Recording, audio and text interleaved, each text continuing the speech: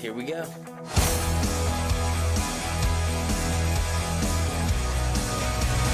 So, I know I said we're going to Moscow. Yeah. You guys ever heard of Chernobyl? Yeah. That's where the nuclear disaster happened. Yes. Have you heard of extreme tourism? You're incredible. Who's coming with Paul to Chernobyl? Chernobyl.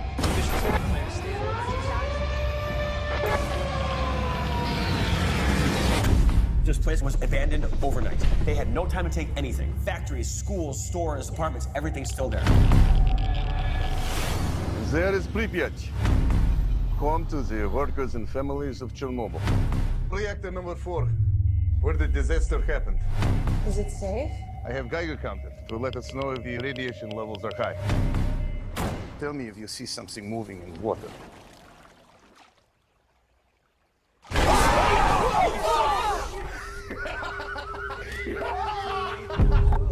Anybody else have a story like this?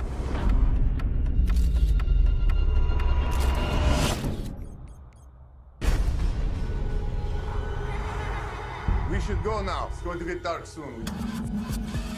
The wires have been destroyed. Контрольная точка Pripyat. Где вас носит? Yeah, you hear that? It sounds like a baby. Are you sure we're out here alone? Oh my God.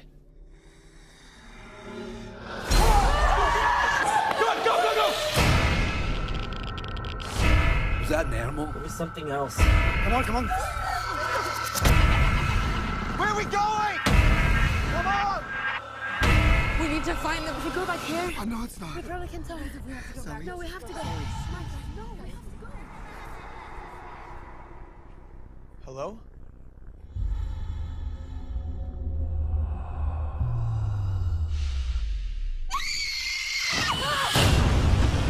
They're following us. They're not following us, they're hunting us.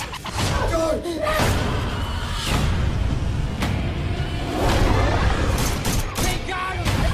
I'm not leaving without my brother! Please help us!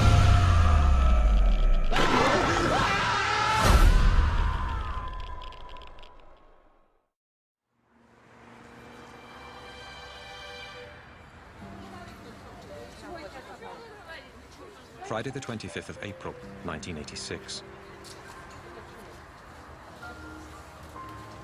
A beautiful spring day for the 43,000 inhabitants of Pripyat in the Ukraine. A day that will remain forever engraved in their memory.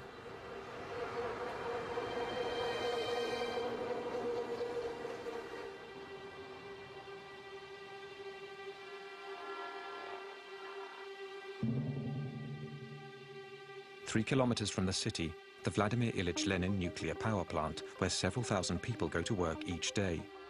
Tonight, the 176 employees of Block 4 have been ordered to carry out a test on a self-fueling system of the reactor. Something that could save energy. At 1:23 a.m., the security systems are deactivated and the experiment begins.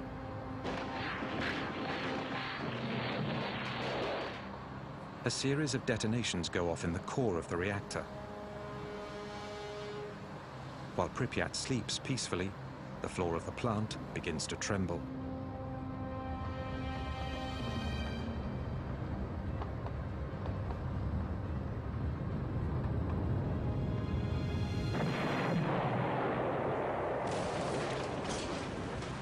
The 1,200-ton cover of the reactor suddenly blasts into the air. An ultra-powerful stream of radioactive vapor releases uranium and graphite over hundreds of meters around the plant. From the gaping hole, a spray of fire charged with radioactive particles in fusion shoots 1,000 meters into the sky. There were a lot of colors, and they were really bright, orange, red, sky blue, colors like blood, a rainbow. It was beautiful. The most serious nuclear accident in history has just taken place. During the night, early in the morning, I got the call around 5 a.m. I was told there's been some accident at the Chernobyl nuclear plant.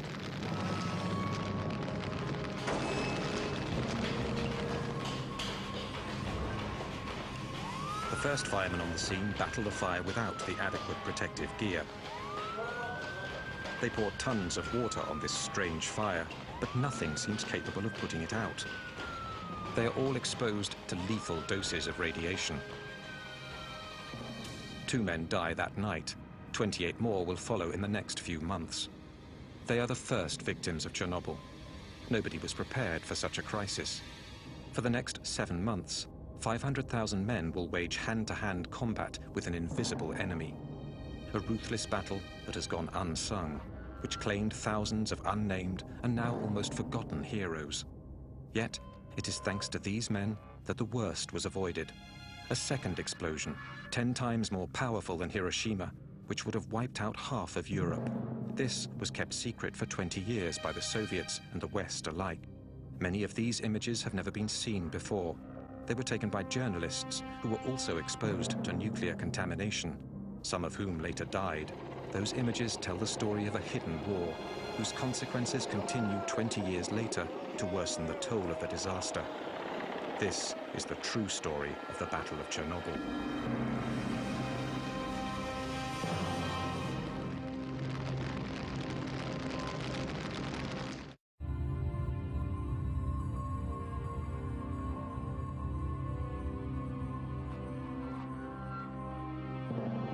By early morning, the clouds are already being contaminated by the radioactive column rising 1,000 meters into the sky. Igor Kostin was a photographer with the news agency Novosti.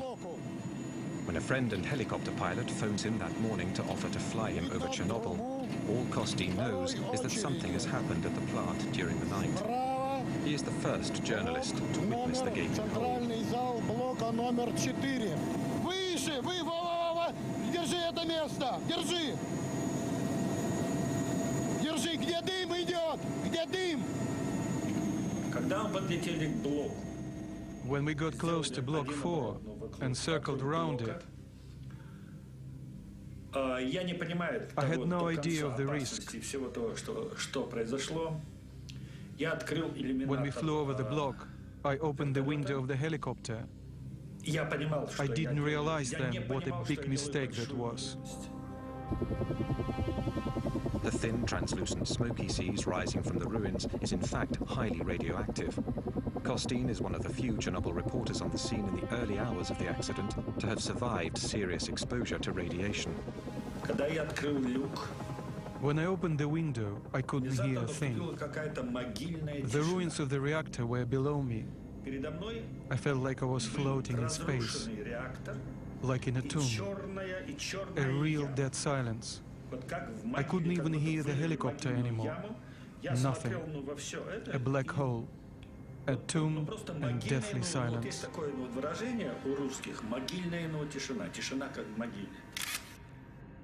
This is the first picture ever taken of the breach. All my equipment jumped after a minute. I couldn't understand what was going on. I thought my batteries were dead. I only managed to take a dozen photos. Once I returned to Kiev, I processed my pictures, and I noticed the negatives were black, and the colors very poor. I didn't know it yet, but the photos had been exposed to radioactivity. At the core of the blown-out reactor and buried under 14 meters of rubble, the graphite surrounding the nuclear fuel burns and melts the uranium. The radioactive fallout is going to be 100 times greater than the combined power of the 2 atomic bombs dropped on Hiroshima and Nagasaki. At the Kremlin, 8 hours after the explosion, Gorbachev only has scant information on the situation. The first information consisted of accident and fire.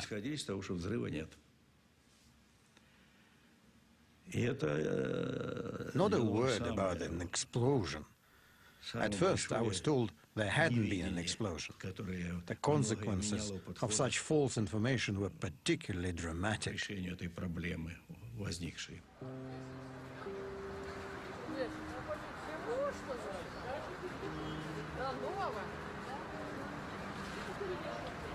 For Pripyat's 43,000 inhabitants, life goes on as usual. They know nothing of the disaster 3 kilometers away. The information we got was that everything was sound, including the reactor. When I asked the academician Alexandrov, he told me the reactor was absolutely safe. It could even be set up on a red square. It wouldn't be any different than a samovar, like putting a kettle on red square.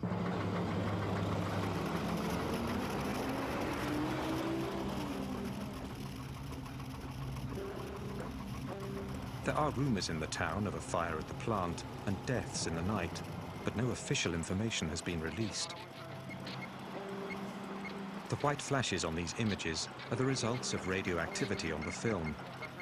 People in the streets hardly blink an eye at the masked soldiers scattered throughout the city.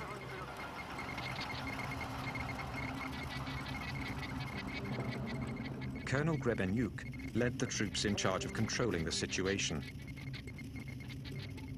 There was a metallic taste in our mouth, an acidity.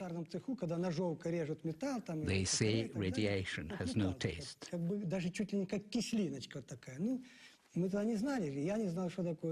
was only later we realized it was the taste of radioactive iodine.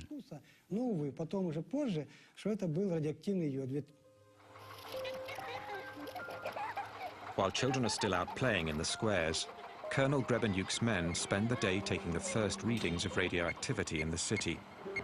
In those days, radioactivity was measured in units called rongens. Normal atmospheric level is about 12 millionths of a rongen. In Pripyat, by early afternoon, readings are already over 200 thousandths of a rongen. In other words, 15,000 times higher than usual. By the evening, the level has shot up to 600,000 times above normal. Boulevard Lenin, 200. Boulevard Ukraina, 250 millirongens. And that night, 7 rongens. My subordinates were starting to wonder if the machines were working properly, or was someone lying to us. We did not know that the reactor was still burning and radiation was still spreading. This map is sealed in plastic because it's still radioactive.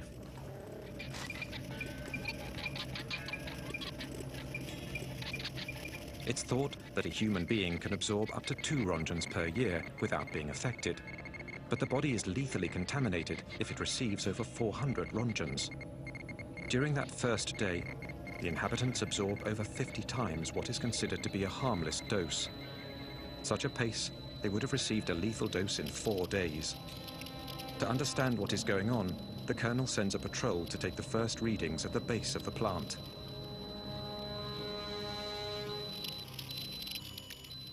Their first readings were recorded on this map, 2,080 rongens.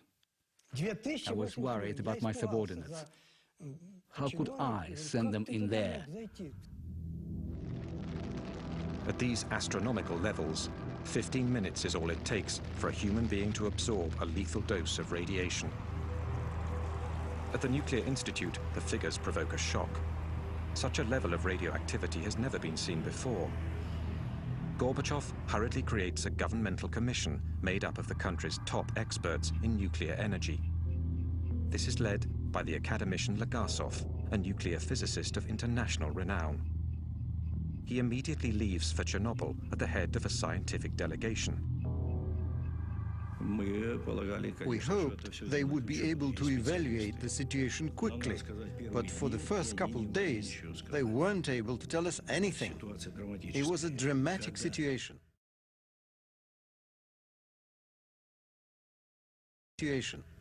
We'd be in session, waiting for information. We were demanding information, but they weren't able to tell us anything. 20 hours after the explosion, the level of radioactivity continues to climb. By now, windows and doors should be sealed and iodine tablets swallowed to counteract the effects of radioactivity. Yet no such orders have been given.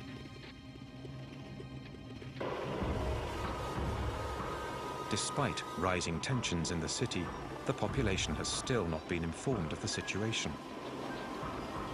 Yulia Marchenko was only 5 at the time. She lived in Pripyat with her family. Her father worked at the plant. My parents took me to the daycare center, like usual. Everything was absolutely normal. My father already knew there'd been an accident, but no precautions had been taken yet. 30 hours after the explosion, the first security measures are enforced. More than 1,000 buses have arrived. At 2 p.m., the army announces the city is to be completely evacuated. Я помню, что в садике нам давали таблетки. Это йодинистый калий. I remember the teachers at the kindergarten gave us iodine pills. Then parents came to pick up their kids. Everyone was running around, but they weren't panicking. Такая суета. Не было вот общей какой-то такой вот паники. Такая была. We thought we were only going to be gone for 3 days. Вывезут людей отсюда на 3 дня. To avoid any panic, the authorities conceal the seriousness of the situation. Inhabitants are given 2 hours to gather their belongings and assemble in front of their buildings. И сказали, что, ну, вот вывезут на автобусах. They told us to get in the buses. I remember perfectly well having to choose which toys I was going to take. I had a lot of dolls and wanted to bring them all, but I couldn't. We couldn't even take any warm clothes. People have to leave everything they own, their entire lives behind. They will never return.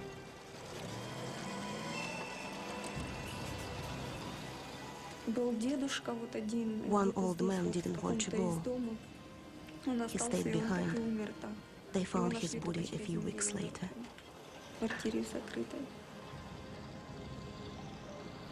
People didn't really believe what was happening. They thought they were being lied to. They remembered the German occupation and said that in 1941 there were bombs that fell. But now there was nothing. The elderly people didn't believe in an invisible enemy. And there was no time to explain. My soldiers and I were simply carrying out orders.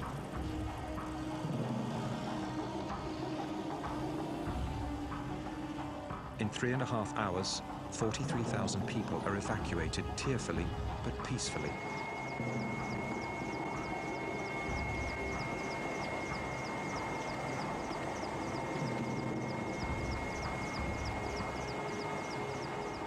Buses carry Europe's first atomic refugees. They have been exposed to doses of radiation that may alter the composition of their blood and engender fatal cancers. Ну, как я нахожу, что, по-моему, скоро его отмоют. Скоро люди здесь будут жить. Ну, еще что вам сказать? Город должен жить. Красивый город. Вот я сейчас смотрю напротив стадиона. Здесь должны дети играть. Ну, без риска, по-моему, нигде нельзя.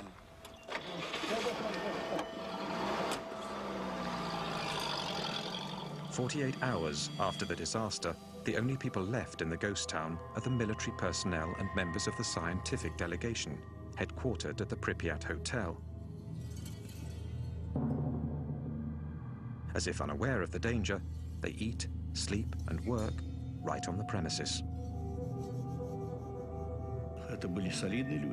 These were upstanding people, specialists.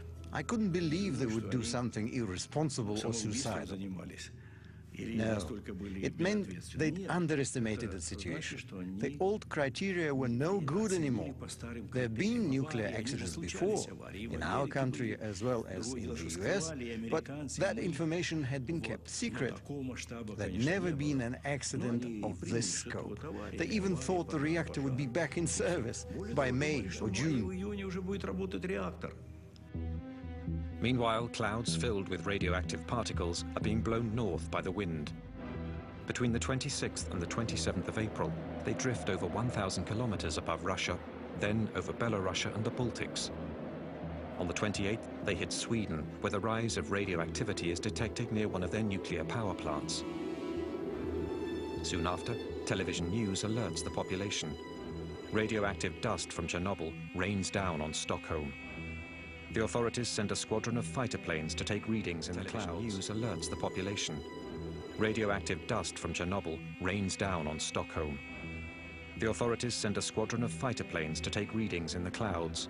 The level of radioactivity suggests there's been a major accident somewhere. 60 hours after the disaster, still no official word has been reported outside of the Soviet Union. The Swedish Minister of Energy phoned me on the Monday, and I was in my office in Vienna, and she told me that they had measured very much increased radioactivity near our power plant in Forsmark in the east of Sweden, and they had concluded that it must have come from abroad. Did we know anything about it, was her question. And we said that no, we did not, but we are ready to contact others, and we contact the Poles. They didn't have any nuclear power plant, but if there was anything else that could have happened there, we contacted the Russians, of course. What has happened? An explosion? A radioactive cloud? Serious contamination? It was Sweden that alerted us. 3 days after the accident, while Gorbachev is still trying to gather data, American and European spy satellites turn to the Soviet Union and discover the ruins of the Ukrainian plant. The smoke, wafting from the gaping hole, shows up clearly in thermal vision. In the evening of that Monday, the 28th it would be, we had a message from Mr. Petrosian, who was the head of Atomic Energy Commission in Russia, in which he told us about the accident. And about the same time, the Russians actually released the information to the world. Obviously, over at the Politburo, we immediately decided it was essential that all facts be reported to us from then on. So I called on the KGB. I told them to follow everything that was happening over there and to report the conversations the scientists were having. I told them to report all of that information back to me, personally. It has taken over 48 hours to get accurate information about the disaster. 2 days during which the 43,000 inhabitants of Pripyat are exposed to contamination. The crisis continues to grow. At the bottom of the destroyed reactor, 1,200 tons of white-hot magma continue to burn at over 3,000 degrees, sending liters of radioactive gas and dust into the atmosphere. The whole of Europe is at the mercy of the winds.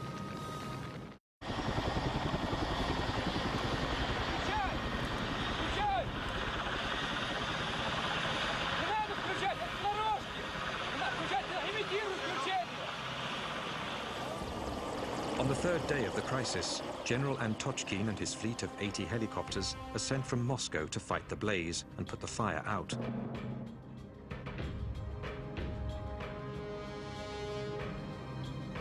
When he arrives, the general flies 200 meters above the blown-out reactor. Because of the fire, the temperature at that height was between 120 to 180 degrees Celsius. Our dosimeter, the instrument for measuring radiation, only went up to 500 Röntgens. The needle was going crazy. It was completely off the scale. I think there were at least 1,000 Röntgens at a height of 200 meters. Even at that altitude, a half-hour of exposure could be lethal. The strong current of radioactive hot air streaming up from the reactor makes it impossible to get closer. They will have to improvise some way of carrying out their mission.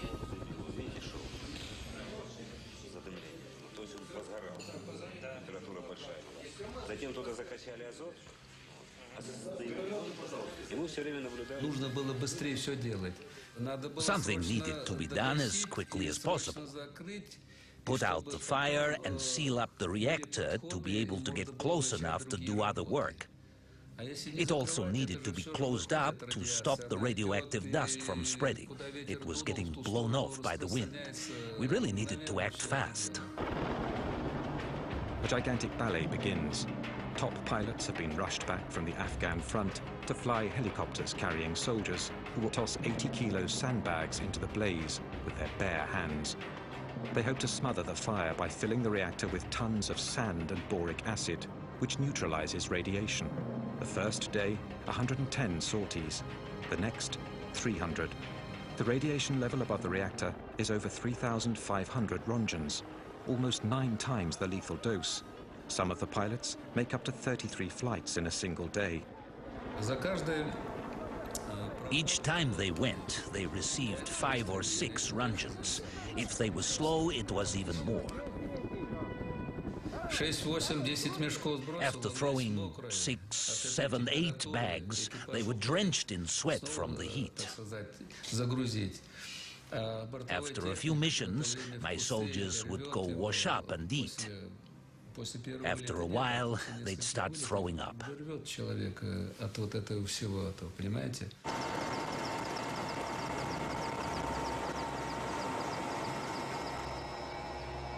Since the crisis began, radiation victims have been sent to Moscow's Hospital Number 6.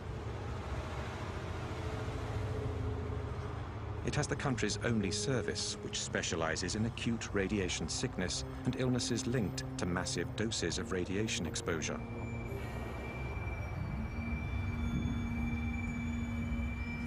The initial symptoms of radiation sickness, vomiting, nausea and diarrhea, are followed by a latency period.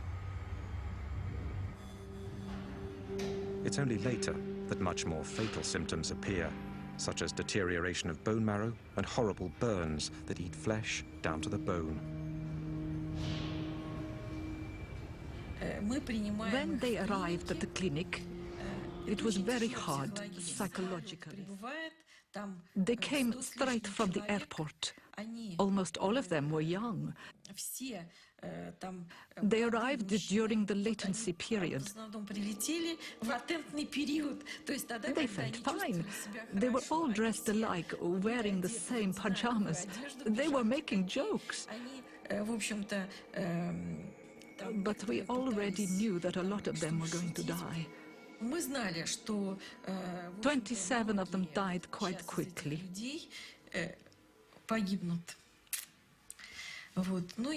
They'd all received huge doses of radiation and were suffering from life-threatening burns. Большие дозы облучения, и особенно большинство из этих людей имели несовместимую жизнь ожоги радиационные. For 15 years, only the first victims will be acknowledged by the authorities.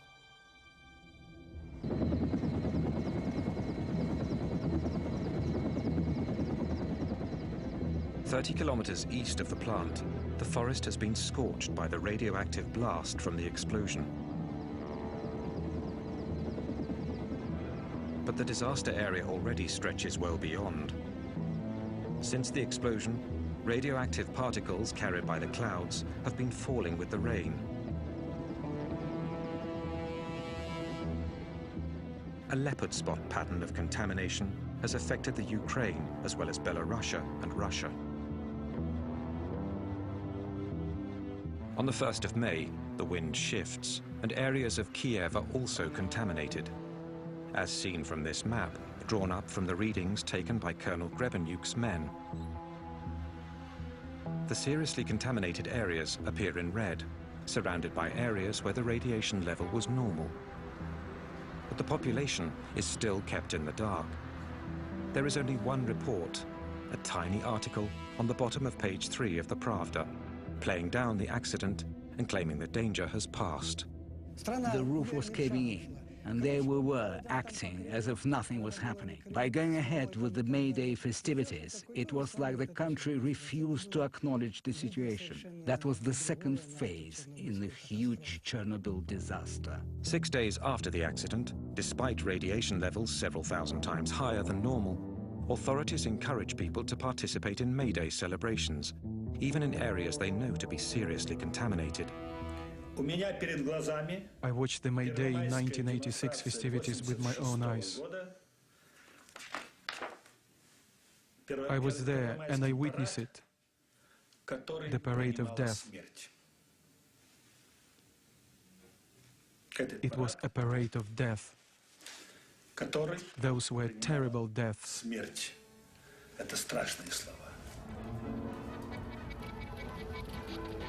Disturbingly, all footage of May Day 1986 has now disappeared from the Ukrainian National Archives. All that remains are Igor Kostyn's photos. Sherbitsky, the first secretary of the Ukraine, also went to the festivities with his family and his grandchildren. It's true that, in theory, that seemed very important to us, to avoid any panic. But had we known how much radioactivity was already in the air? How many were contaminated during the festivities? Not a single study has yet been published. Cherbinsky, first secretary of the Ukrainian Communist Party, later committed suicide.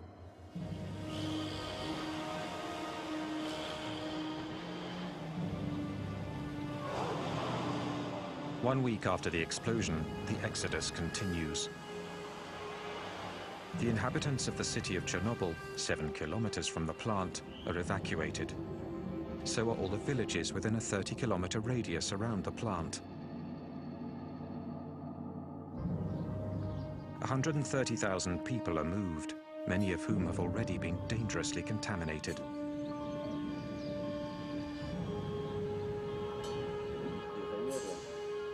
A 300,000-hectare area straddling the Ukraine and Belarusia is abruptly evacuated and isolated from the rest of the world.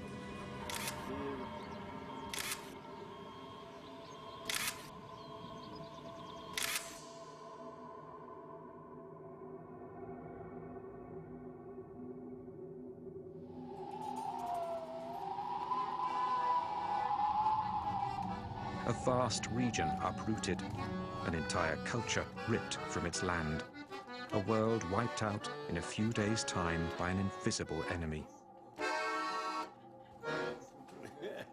It was worse than a war. Here you couldn't see the enemy. In a war, you see the cannons, the machine guns, the tanks. Here, you see nothing. The radiation is everywhere. It goes right through you. Here, you see nothing. The radiation is everywhere. It goes right through you. It gets into you, and you only start feeling the effects later, sometimes years later. It's terrifying. Meanwhile, the radioactive cloud continues to drift over Europe. It floats over Bavaria and northern Italy. Radioactive cesium-137 and iodine-131 rain down on the south of France and Corsica. Crops and pastures are seriously contaminated. While French authorities deny its presence, the cloud reaches Great Britain and spreads into Greece. In Chernobyl, the level of radioactivity continues to climb. 6,000 tons of sand and boric acid have filled the hole. But underneath this gigantic plug, the white-hot magma continues to smolder. 10 days after the disaster, Gorbachev personally invites Hans Blix, director of the powerful International Atomic Energy Agency, to visit the site. He is the first expert and the first Westerner to visit Chernobyl.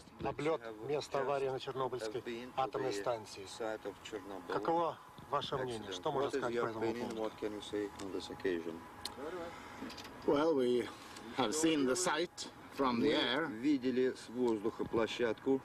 and we have seen that a little smoke is still coming up from the damaged plant. There was a good deal of talk about the risk of a second explosion, and I remember that when we were in Moscow, actually we had a friend, a relative of one of my experts, phoned him and said, well, you know, we hear rumors that the second reactor might also explode.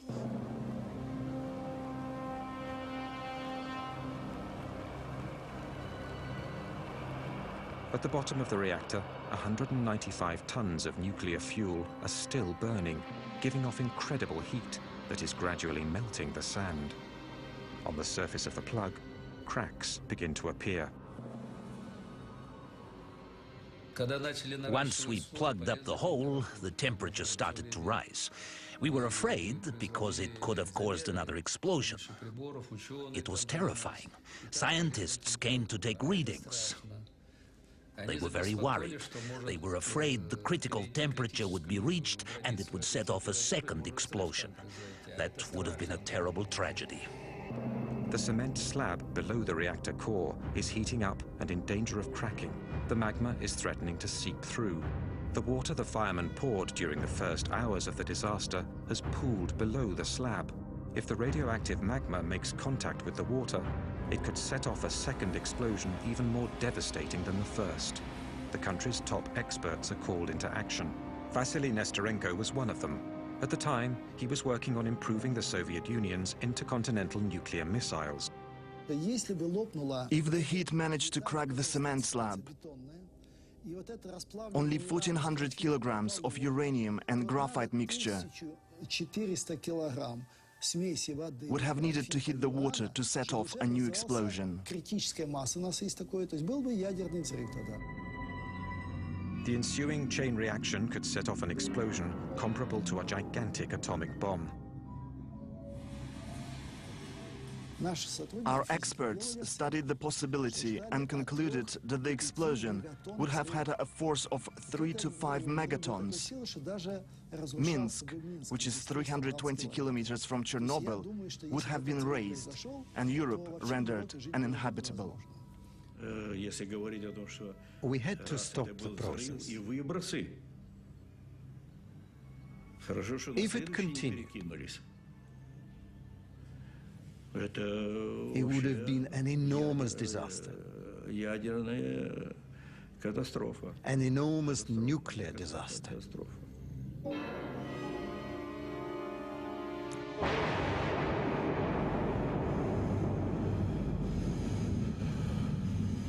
This second explosion would have been accompanied by a terrible shockwave and a massive rise in radioactivity that would have claimed thousands of lives in a matter of hours.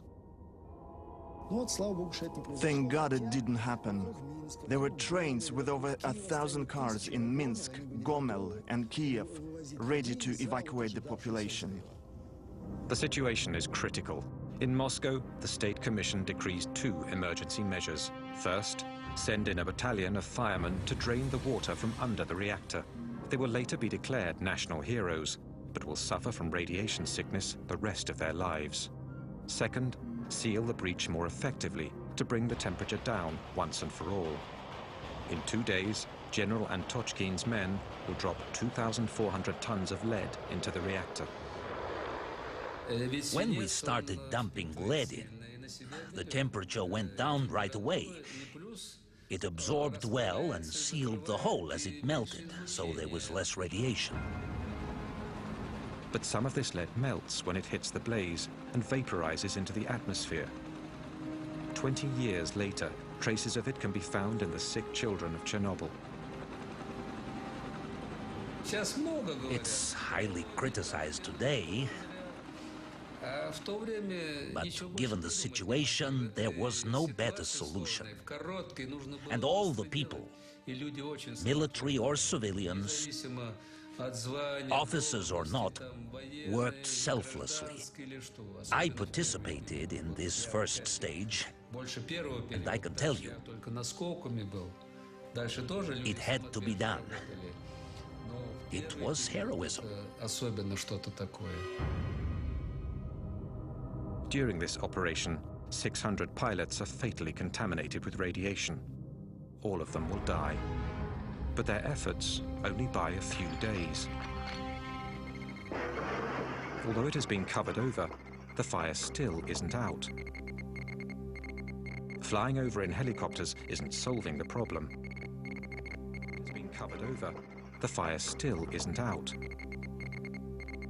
Flying over in helicopters isn't solving the problem. They need to get closer, go down into the breach. But how? With the imminent threat of a second explosion still looming, the makeshift measures continue. The blueprints of the plant reveal that the active zone can be approached through the cable and pipe tunnels built out of thick cement. A delegation of technicians from the Kirchhoff Institute venture into the labyrinth. It's tough going. Parts of the tunnels have collapsed in the explosion.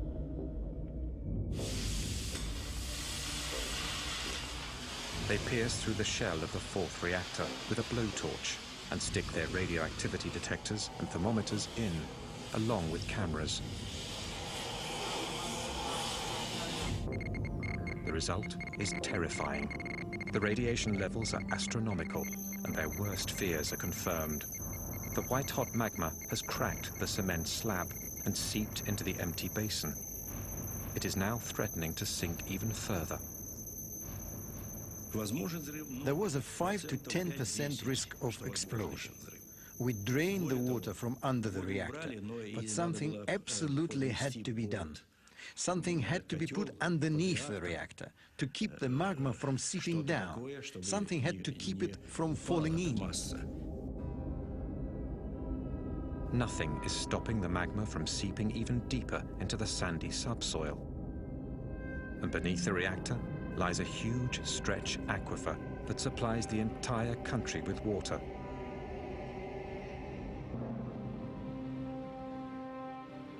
What worried us the most was that the entire mass would sink down and reach the groundwater, which then would pollute the rivers Pripyat, then Dnieper, Kiev, the Black Sea. We absolutely needed to come up with a solution. A new operation is considered, but it will entail the loss of more lives. On the 12th of May, 1986, 17 days after the initial explosion, the miners of Tula, 1,000 kilometers from Chernobyl, receive a visit from the Kremlin, from the Deputy Minister of the Mining Industry. The minister spoke to us about the accident at Chernobyl. He said they needed miners from our region, the Moscow Basin. He gave us 24 hours to gather our belongings. The next day, we were bussed from that very square to the airport in Moscow. On the 13th of May, our comrades were already at work at Chernobyl.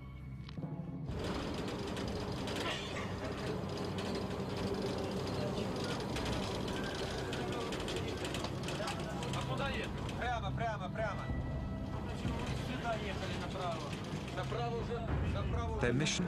To approach the reactor through what is now the only possible path, underground.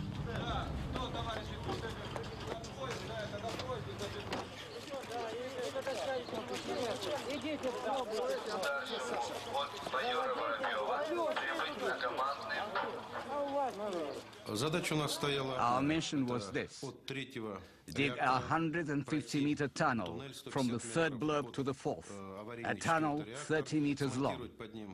Then dig a room 30 meters long and 30 meters wide to hold a refrigeration device for cooling down the reactor.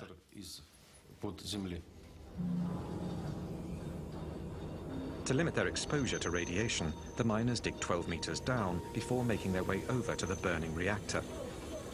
There, they build a room 2 meters high and 30 meters wide, where a complex cooling system of liquid nitrogen will be set up.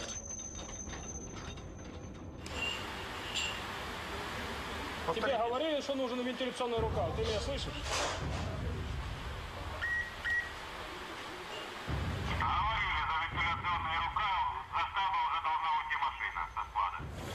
In 1 month, 10,000 miners from Russia and the mining regions of the Ukraine are sent down into the tunnel. They're between 20 and 30 years old. Inside the tunnel, which has no ventilation, the temperature hits 50 degrees Celsius, and radioactivity is at a minimum of 1 rontgen per hour. We worked without any protective gear. The miners couldn't use masks because the filters would get damp after a few minutes. So everyone just took them off and kept on working without them, with our shirts off too. We drank water out of open bottles, which was really bad because the radioactive particles were ingested right into our body. One of our comrades swallowed a grain of sand that was highly radioactive. He died. How can we know what each of us breathed or ingested? The hardest thing was the lack of oxygen and the incredible heat.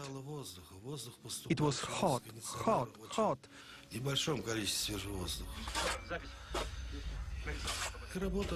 And we had to work really fast, at a crazy pace, faster and faster. That was the hardest. Go, go, go. Battalions of 30 miners relay each other every 3 hours, 24 hours a day. In 1 month and 4 days, they dig a 150-meter tunnel, a job that in a mine would have normally taken 3 months. The most dangerous places were not underground. There wasn't as much radiation below the reactor. Dangerous places were not underground.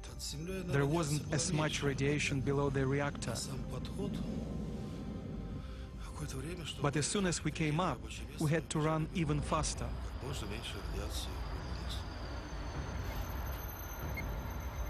Radioactivity at the mouth of the tunnel is 300 times higher. Not a single miner is spared from exposure. Not once are they informed of the real dangers they are facing.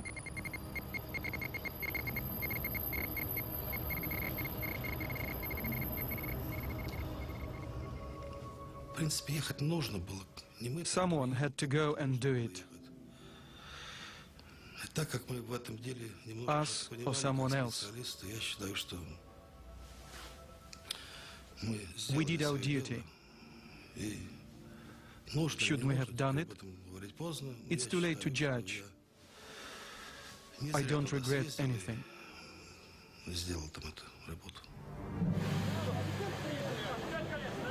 The miners accomplish their mission, but the cooling system is never set up below the reactor. The underground room is finally filled with cement to solidify the structure. The official position is that each miner received 30 to 60 Rongens, but survivors claim they received up to 5 times that amount. It is estimated that a fourth of these men died before the age of 40. 2,500 lives lost that don't appear in any official statistic. While the miners are still digging below the reactor, Hans Blix, with Soviet authorities, organizes a press conference in Moscow. Let me say that on behalf of the IAEA, we have expressed profound regret at the tragic accident, the loss of lives, and the damage which has been caused. We have now agreed with the Soviet authorities to come to Vienna for a post-accident analysis. In front of 500 journalists from all over the world, he announces an international conference that will be held in Vienna, where the Soviets have agreed to share all their data on the disaster. To analyze the accident. The most important effect of the press conference was that the Russian people felt that we can believe these guys.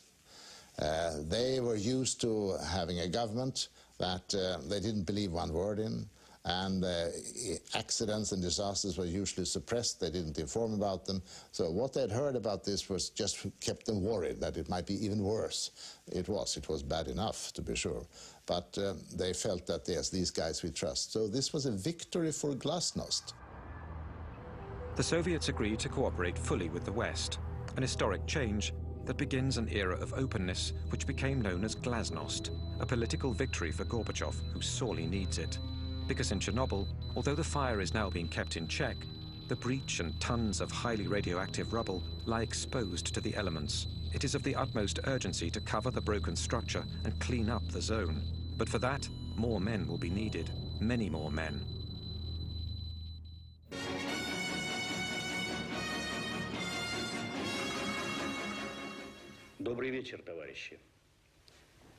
18 days after the disaster, Gorbachev finally addresses the Soviet people.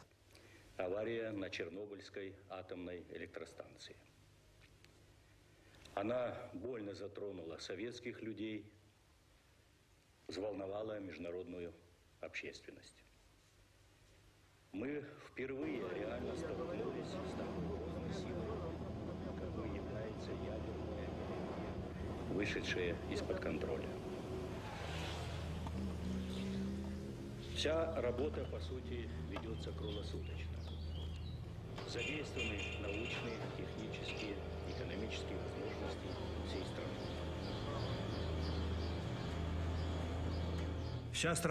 The entire country was mobilized. No bureaucratic formalities. If someone had what we needed, we took it. No formalities. We'd worry about the cost later. We took whatever we needed. It was a frontline situation. General Nikolai Tarakanov is sent to command the land troops. In 1 year, 100,000 soldiers and officers passed through Chernobyl. They were all reservists. They were summoned up by top administration in their cities and sent to the front. Military personnel or civilians, officers or simple soldiers, all of them are liquidators, a term invented for the Battle of Chernobyl. Their mission? Clean up, liquidate the radioactivity. Сначала ходишь первые дни, прячешься, одеваешь маску, а потом уже забываешь, даже на производстве уже забываешь одевать ее. Уже как дома, чувствуешь себя действительно, привыкаешь здорово. Все улыбаются, все довольны. Водку не продают. Вообще в Москве такой слух был, что на Чернобыль приезжает, водителям каждый день дают 150 грамм этого. Я с женой разговаривал, 150, и рассказываю, говорю, в столовую заходишь 150, выходишь 150. Она, ты хоть закусывай там.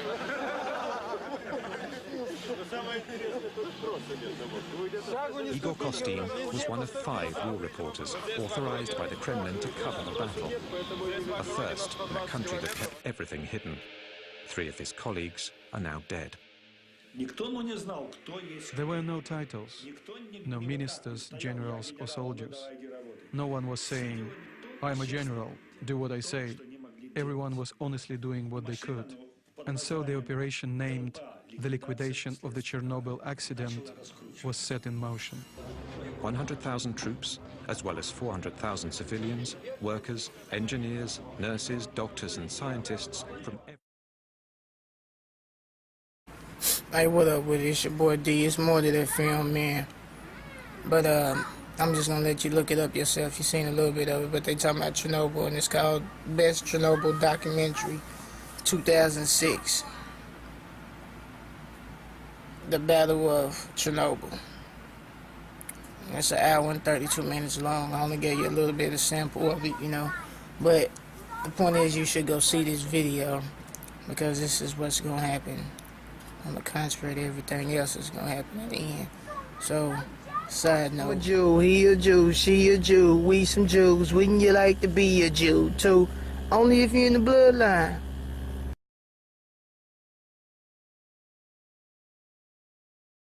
What up with you, world? YouTube, Dee-Talk Elite, man. This is Fukushima. You know, this right here is a continuation of it. You know, they talking about Chernobyl, which is something that happened in Russia. Real story. You know, I got that on there too. And the reason why they coming up with it, because I don't know, Jane. The reason why they coming up with it is because yeah, eat that one. It's because Japan. Because it's not over with, you know what I'm saying? There's still nuclear stuff over there, and they still think that it's going to blow up. There's a great possibility that it's going to get into the water, and if it blow up, it's going to cause a crater. You know, this is real information. It should be something that's on mainstream media, but it's not.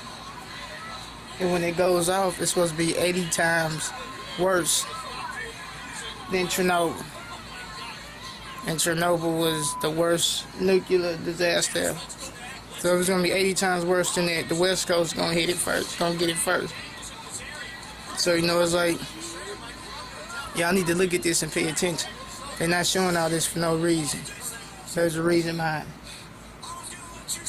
So, that's what it is, man. The next Dee-Talk. Keep your eyes on the news, Crazy Crew Entertainment, man. Crew or Die videos, and ain't nothing after that. You dig? You beezies?